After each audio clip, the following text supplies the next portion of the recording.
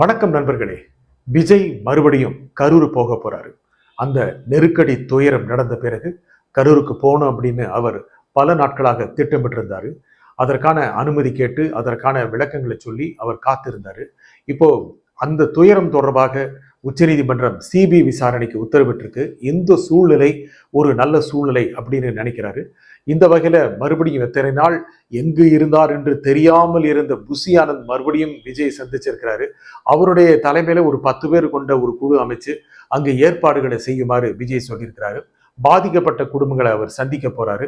அதற்கான தேதி இன்னுமே முடிவாகல. அந்த தேதி முடிவான பிறகு தீர்மானமா அங்கு சென்று ஒரு கல்யாண மண்டபத்துல பாதிக்கப்பட்ட குடும்பத்தினரை விஜய் சந்திக்க போறாரு. அதற்கான ஏற்பாடுகள் துவங்கிருச்சு. இந்த சந்திப்பு முக்கியமாக அடுத்த கட்டத்திற்கு விஜயை கொண்டு போவதற்கு, விஜய் அரசியலை கொண்டு போவதற்கு அதிகம் உதவும். முக்கியமாக உச்சநீதிமன்றம் சிபி விசாரணைக்கு உத்தரவிட்டது அப்படிங்கிறது விஜய் தரப்புக்கு மிகப்பெரிய வெற்றி தான். விஜய் கூட நீதி வெல்லும் அப்படின்னு சொல்லியிருந்தாரு அவருடைய ட்விட்டர் பக்கத்துல, எக்ஸ் பக்கத்துல. அந்த மாதிரி ஒரு நீதி வெல்லும் அப்படிங்கிறது இனிமேல் தான் தெரியும். முக்கியமா இதுல என்ன பார்க்க வேண்டியது இருக்கு அப்படின்னா, இந்த துயர சம்பவம் தொடர்பாக இரு தரப்பினரும் ஒருத்தர் குற்றம் சாட்டிட்டு இருந்தாங்க இல்லையா, இவர்கள் தரப்பு தான் தவறு, அவர்கள் தரப்பு தான் தவறு அப்படின்னு. அதற்கு சிபிஐ விசாரணை வந்தது அப்படிங்கிறது இதற்கான முடிவு வருவதற்கு காலமாகும். அதற்குள் யாரும் யாரையும் புகார் சொல்லி கொண்டு இருக்க வேண்டாம் என்ற நிலை வந்துருச்சுங்கிறதுனால அதை வைத்துக்கொண்டு செய்யப்பட்ட அரசியலை கட்சிகள் தாண்ட வேண்டிய நிலை வந்துருச்சு. இனி சமூக ஊடகங்கள்ல கட்சிக்காரங்களோ, இரண்டு கட்சிக்காரங்க ஒருத்தர் குற்றம் சுமத்திக்கலாம். அடுத்த கட்டத்திற்கு அரசியலை கொண்டு போக வேண்டிய நிலை இப்போது கட்சியினருக்கு வந்திருக்கு. இப்போ விஜய் கரூருக்கு போய் பாதிக்கப்பட்ட குடும்பங்களை சந்திக்கும் போது அவருக்கான அரசியல் தளம் வேறு விதமாக விரிவடையக்கூடிய வாய்ப்பு இருக்கு. எப்படி அப்படின்னா, அந்த துயரத்திற்கு பிறகு பல்வேறு தளங்கள்ல பல்வேறு அம்சங்கள் சொல்லப்பட்டது இல்லையா, அதற்கெல்லாம் கடந்து ஒரு நிலையை அடைவதற்கு தாவேகாவுக்கு இது நிச்சயமாக உதவிகரமாக இருக்கும். அதற்கு பிறகு வேறு இடங்களில் பிரச்சாரம் மேற்கொள்வதற்கான முயற்சிகளை மேற்கொள்றதுக்கும் விஜய்க்கு மிக மிக உதவிகரமாக இருக்கும். ஏன்னா அவரு அதே மாதிரியான பிரச்சாரத்தை இனி மேற்கொள்ள முடியாது, மேற்கொள்ள போறதும் இல்லை. இன்னும் நிறைய விதிகளை, கட்டுப்பாடுகளை அரசு, காவல்துறை விதிக்க போகுது. ஏற்கனவே இருக்கின்ற அரசியல்வாதிகளுக்குமே அந்த விதமான கட்டுப்பாடுகள் தான் விதிக்கப்படுது. விஜய்ங்கிற மிகப்பெரிய திரை பிம்பம் அரசியலுக்கு வந்து பெரும் கூட்டத்தை திரட்டக்கூடிய இந்த சூழ்நிலையில் நிச்சயமாக கட்டுப்பாடுகள் அதிகம் இருக்கும். இருந்தாலும் தேர்தல் நெருங்கி வர சமயத்தில் அவர் வெவ்வேறு ஊர்களுக்கு போறதை தடுக்க முடியாது. அவர் கூட்டங்களை நடத்தக்கூடும். அதன் வகையில் நிறைய பேர் அவரை பார்க்கக்கூடும். நிறைய கூட்டம் அங்கே கூட கூட்டக்கூடும். அதனால அவர் அரசியல் தளம் வேறு விதமாக விரிவடையக்கூடும். இந்த சிபிஐ விசாரணை வந்த பிறகு எந்த விதமான விமர்சனங்கள் விஜய்க்கு எதிராக வைக்கப்பட்டது அப்படின்னா, பாஜக விரித்த வலையில் அவர் விழுந்து விட்டார் அப்படின்னு நிறைய பேர் விமர்சனம் பண்ணாங்க.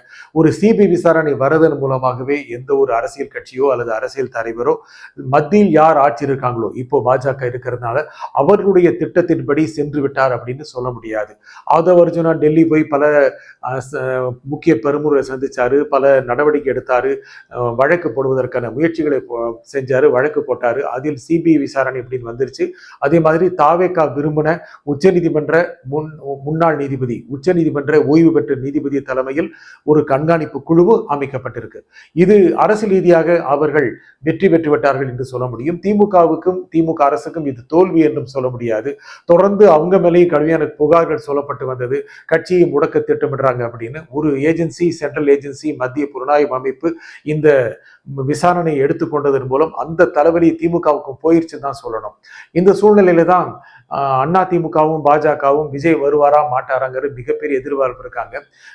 அதிமுக இது ஒரு எதிர்பார்ப்பு வச்சிருந்தது. கூட்டத்துல கொடி அடிச்சு அப்படின்னு கூட எடப்பாடி பழனிசாமி சொன்னாரு. வானதி சீனிவாசன் பாஜகவோட எம்எல்ஏ ஒரு பெரிய கட்சி நம்ம கூட்டணிக்கு வரப்போகுது அப்படின்னு சொல்லிட்டாங்க. அந்த பெரிய கட்சி விஜய் கட்சி தானோ அப்படின்னு நிறைய விவாதம் வருது. என்னங்க, உங்க கட்சியே மிகப்பெரிய கட்சியெல்லாம் இருக்கு, அதிமுகவும் பெரிய கட்சி தானே, அதை மறந்துட்டீங்களா அப்படின்னு நிறைய பேர் நினைவுபடுத்துறாங்க. பாஜக மத்தியில் பெரிய கட்சி, தமிழ்நாட்டில் மிகப்பெரிய கட்சி இல்லை, அதிமுக பெரிய கட்சி தான். இந்த கட்சிகள் எல்லாம் வெற்றி பெற செய்வதற்கு இன்னும் பெரிய கட்சி வேணும் அப்படின்னா அது விஜய் கட்சி தான் அப்படின்னு மாத்திட்டாங்க. ஆனா விஜய் இந்த மாதிரி எண்ணத்துல இருக்கிற மாதிரி தெரியல. ஏன்னா எந்த ஒரு அரசியல்வாதியும் ஒரு நிகழ்வு நடக்கும் போது, ஒரு சர்ச்சையில் இருக்கும் போது, அல்லது ஒரு பலவீனமானவர் என்று கருதப்படும் போது சிலருடைய ஆதரவை கோரக்கூடிய வாய்ப்பு இருக்கு. ஆனால் எழுந்து உட்கார்ந்துருவாங்க. யாரா இருந்தாலும் விஜய் எழுந்து உட்கார்ந்துட்டாரு. அவர் ஏற்கனவே மிகப்பெரிய நடிகர். அடுத்த 2 மாதங்களில் இன்னும் நல்லா எழுந்திரிச்சு உட்கார்ந்து தனக்கு யார் யாராவது உதவி பண்ணீங்க அப்படிங்கிற மாதிரி அவர் மாத்திரக்கூடிய வாய்ப்புகள் கூட இருக்கு. அவர் தனிப்பட்ட முறையில அதிக அளவுக்கு செல்வாக்கு பெற்று ஆட்சியில் இருக்கக்கூடிய திமுகவை அகற்றணும் அப்படின்னு அவர் நினைக்கிறாரு. ஆனா இப்போ அந்த கணக்கு சரியா வராதுன்னு தான் அவர் நினைக்கிறாரு. மற்ற கட்சிகள் கூட அவருக்கு அதையும் உணர்த்துது. நீங்க மட்டும் தனியா திமுகவை ஆட்சியை அகற்ற முடியாதுங்க, எங்க உதவியை நாடணும் அப்படின்னு அதிமுக நினைவுபடுத்துது, பாஜக நினைவுபடுத்துது. அந்த மாதிரி ஒரு சூழ்நிலையில அந்த கட்டங்கள் எப்படி போகும் அப்படிங்கிறது இப்போ விஜய் வெளிப்படுத்தவே விரும்பல. அவர் தன்னுடைய திட்டங்களை மிகவும் ரகசியமாக வைத்திருக்கிறார். யார்கிட்டையும் பேசி கூட்டணிக்க தயாருங்க, அப்ப பாத்துக்கலாம் அப்படிலாம் சொல்லவே இல்லை. அவரை பார்க்கணும் அப்படின்னு எடப்பாடி கேட்டதாகவும் இப்போ வேண்டாம் ஜனவரிக்கு பிறகு பார்த்ததாகவும் அவர் சொன்னதா செய்திகள்லாம் பரவிச்சு. அது மாதிரி போன்ல பேசவே இல்லைங்க அப்படின்னு எடப்பாடி சொல்லிட்டாரு. அவர் ஏற்கனவே நிறைய பேர் போய் சந்திச்சா கூட சந்திக்கவே இல்லையே பாருங்க பக்கத்துல இருக்க சொல்றாங்களா அப்படிங்கிற மாதிரி நான் ப்ரூஃப் எல்லாம் காட்டினவர் தான். ஆனா இதை வச்சு அவர் உண்மையை சொல்ல போறாரா? இருந்தாலும் அவர் மனசுல எப்படியாவது விஜய் வந்து ஒரு 30-40 சீட்டுக்கு ரெடியாகி வந்துட்டார் அப்படின்னா அடுத்த முதல்வர் தான் அப்படின்னு எடப்பாடி நினைக்கிறாரு. அவரை முதலமைச்சர் ஆக்க வேண்டும் அப்படின்னு விஜய் நிச்சயமாக நினைக்கவில்லை. அவர்கள் தனக்கு ஏதோ ஒரு வகையில் ஆதரவு கொடுத்தார்கள் என்றால் தன்னை நம்பி இருக்கணும் அப்படின்னு விஜய் நினைக்கிறாரு. அடுத்த தேர்தலில் திமுக கணிசமான இடங்களை பெறாவிட்டால், அந்த பெரும்பான்மை இடங்களை பெறாவிட்டாலே விஜய்க்கு அது மிகப்பெரிய வெற்றியாக இருக்கும். அந்த சூழ்நிலையை பயன்படுத்தி கொண்டு யாருக்கு ஆதரவு கொடுப்பது, எந்த அளவுக்கான ஆதரவை கோருவது அப்படிங்கிறது கணக்கு போடலாம் அப்படின்னு விஜய் நினைக்கிறாரு. அதனாலதான் டிடிவி ரொம்ப வெயிட்டிங் கேம் ஆடிட்டு இருக்காரு. திமுக பக்கம் போற மாதிரி காட்டுறாரு. ஆனா விஜய் அதிமுக பக்கம் போகல அப்படின்னா அவர் பக்கம் போயிடலாம்.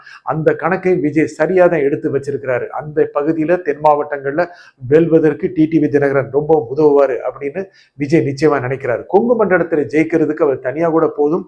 ஆனா அண்ணாமலை வந்துருவாரோ, தனி கட்சி ஆரம்பிச்சு வந்துருவாரோ அப்படின்னு நிறைய பேருக்கு திட்டம் இருக்கு. விஜய்க்கும் அந்த எண்ணம் இருக்கு, அண்ணாமலைக்கு அந்த எண்ணம் இருக்க வாய்ப்பு இருக்கு. அது எப்போ செயல்படுத்துறது அப்படின்னு சரியான நேரத்தை அண்ணாமலை பார்த்துட்டு இருக்காரு.